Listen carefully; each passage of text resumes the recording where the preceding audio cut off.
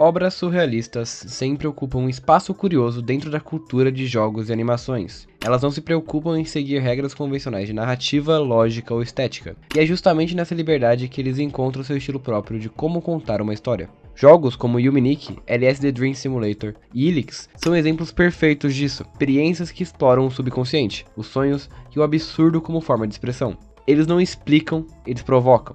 Nisso nasceu Ena Dream Barbecue. Ena é uma série de animações criada por Joel G, que rapidamente chamou a atenção por sua abordagem visual experimental e pela construção de um universo abstrato, combinando elementos como vozes distorcidas, composições visuais fragmentadas, cenários ilógicos e personagens emocionalmente voláteis. A obra cria uma experiência sensorial intensa, que desafia qualquer tentativa de classificação, mas, ao mesmo tempo, prende o espectador pela curiosidade e pela estranheza. Nesse vídeo eu quero explorar os vídeos da Ena, que seria basicamente uma primeira temporada dessa saga, e olhar com um olhar mais atento, entender como essas animações constroem seu próprio universo e o que a gente pode entender a partir disso. Essa é a parte 1 de uma análise maior que eu quero fazer aqui no canal, com uma segunda parte tendo o jogo da Ena, o Dream Barbecue. Mas, por enquanto, eu vou começar apenas pelos vídeos que deram origem a tudo isso. Então senta nessa cadeira, pega uma pipoquinha e vamos ver os vídeos da Ena.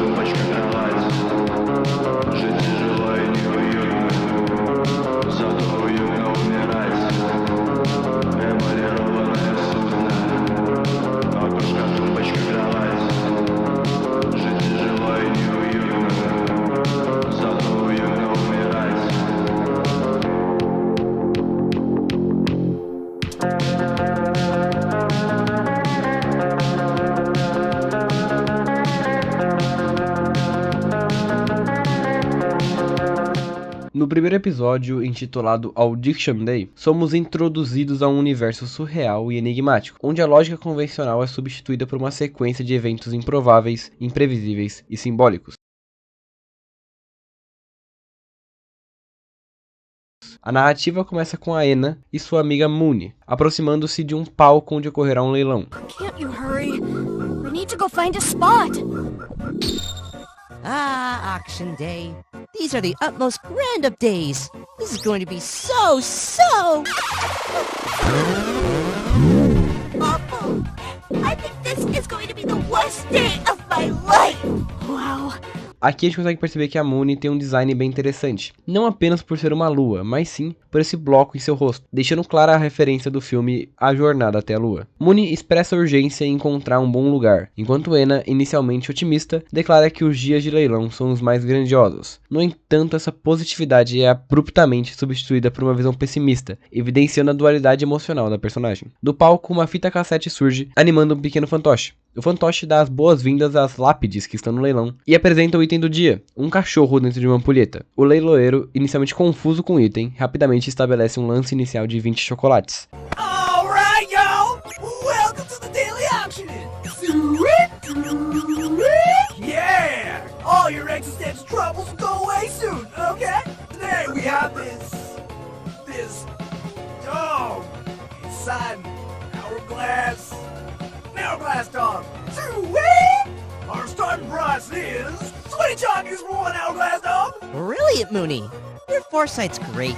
Today's offer is a big one. Os lances começam a aumentar rapidamente, chegando a 400 chocolates. Mas do nada, o leilão é interrompido por uma chuva de pedras, atingindo alguns dos participantes. Mooney comenta que o evento provavelmente será cancelado devido à chuva de pedras. Com isso, a Ena não se aguenta e acaba vomitando um líquido de chiado de televisão, que tem o som inicial do PlayStation 1. Unfair.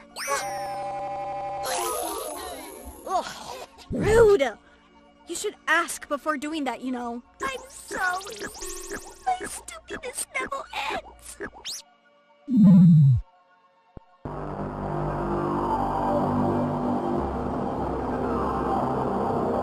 Aqui, a gente tem tudo menos uma história linear. Falas e situações que parecem ter saído diretamente do inconsciente. A estrutura do episódio não segue uma lógica tradicional, isso é intencional. Estamos em um espaço onírico, onde eventos acontecem por associação simbólica, e não tem uma causa e um efeito. O surrealismo aqui não é só visual, mas no modo como os personagens se comportam, no som do lugar, na forma como o tempo parece fluido ou distorcido. A personagem da Ena é central não só visualmente, mas com uma encarnação da oscilação emocional constante. Seu rosto, dividido entre azul e amarelo, representa estados emocionais opostos, o azul sendo associado à tristeza ou à frieza, e o amarelo à alegria e calor. Aqui vemos essa transição quase que imediata. Ela começa otimista sobre o leilão, mas em segundos assume um tom derrotista e melancólico. Além de podemos ver um tom branco nela, mostrando uma melancolia extrema.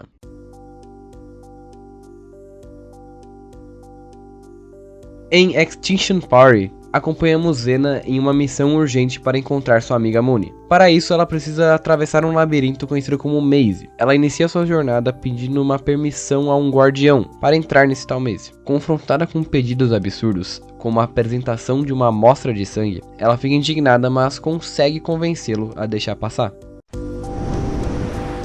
Salutations, sir. May I please enter? I have some urgent information to communicate to my pal Mooney. Your exterior isn't up to our community's typical standards. Present a blood sample at once. Oh, I felt woundness in that sentence, so... What now? Are you gonna shoot me or something? Come on, do it! Good sir, your safety concerns are valid. However, you must be able to see that this is very important. Very, very important. Very, very and much imperch. Calculating threat level. Calculation terminated. Shut up and go in peace. Thank you.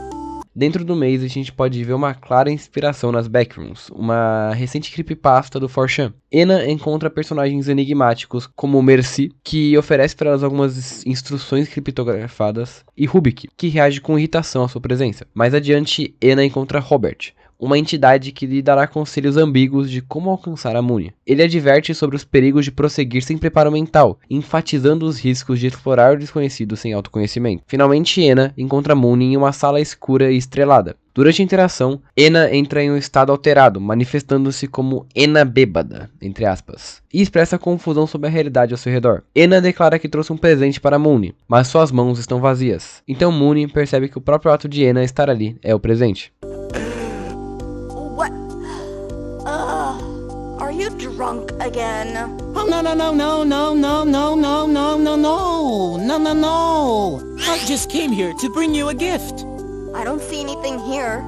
You are making a fool out of me. Oh, no way. Whoa! Dude!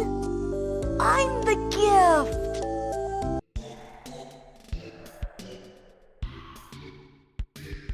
Em Temptation Starway, acompanhamos Ena em uma jornada surreal em busca do The Great Runas, uma entidade enorme, capaz de realizar desejos com um design bem inspirado no artista... Como que eu vou falar isso, meu Deus? Zdzisław Beksiński, acho que é isso. Este episódio aprofunda os temas de dualidade emocional e identidade, características da série. Ena e sua amiga Mooney participam de uma corrida para alcançar o The Great Runas. Aqui a gente pode ver um pouco mais da forma de Ena, com ela ficando completamente cinza, que seria uma tristeza profunda, onde a única coisa que ela faz é tirar seu rosto para poder gritar em paz. Now let's get him.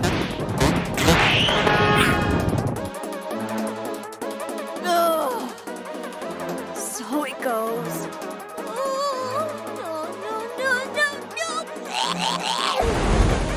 I can't go on! I want to change anything! Someone, please, end my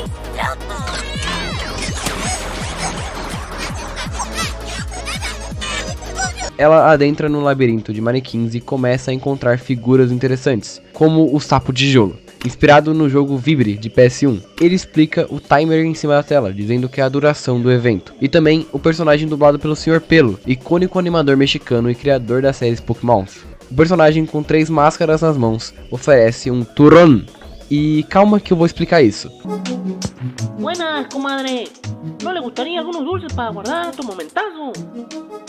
Dulces para su cabecita, para su cuerpo, pues. I'm horrendously sorry.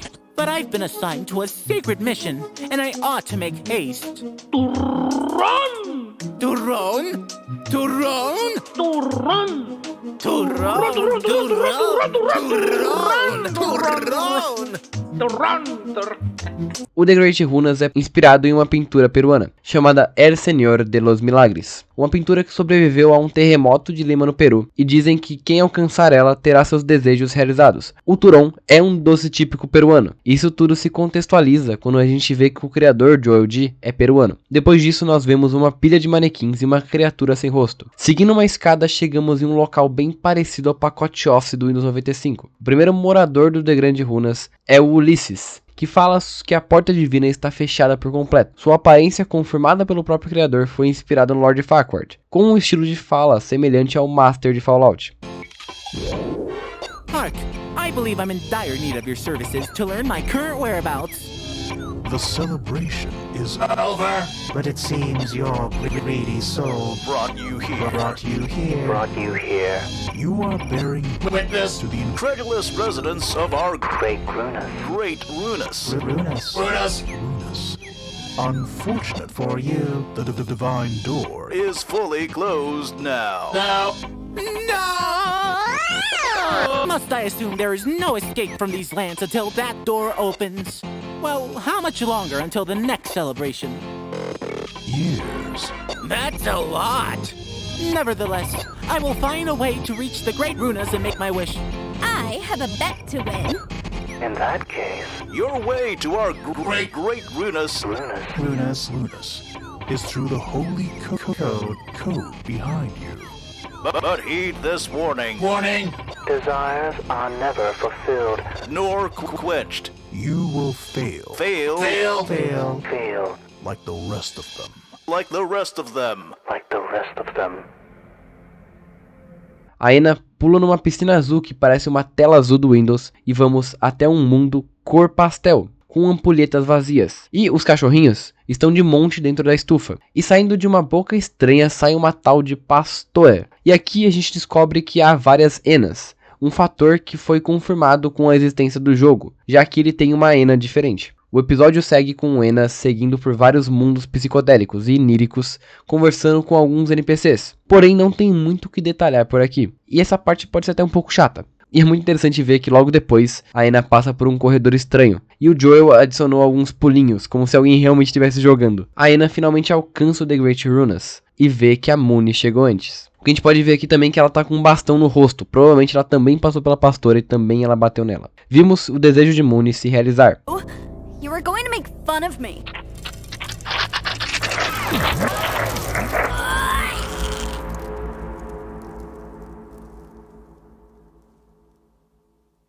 Cheese and rice, Mooney!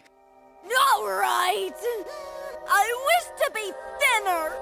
So what? E mesmo o episódio não mostrando, fica claro o pedido da Ena. A gente vê que sua parte azul, que representava sua tristeza, ficou amarela, fazendo com que Ena ficasse totalmente amarela, mantendo apenas essa personalidade que ela desejou. Ela desejou ser feliz. Power of Potluck. Aqui nós temos um último episódio lançado anos depois dos anteriores, e também bem perto da data de lançamento do jogo. Esse episódio é um mistério, ainda mais porque o Joel comentou que o Temptation Starway é o final dessa primeira temporada.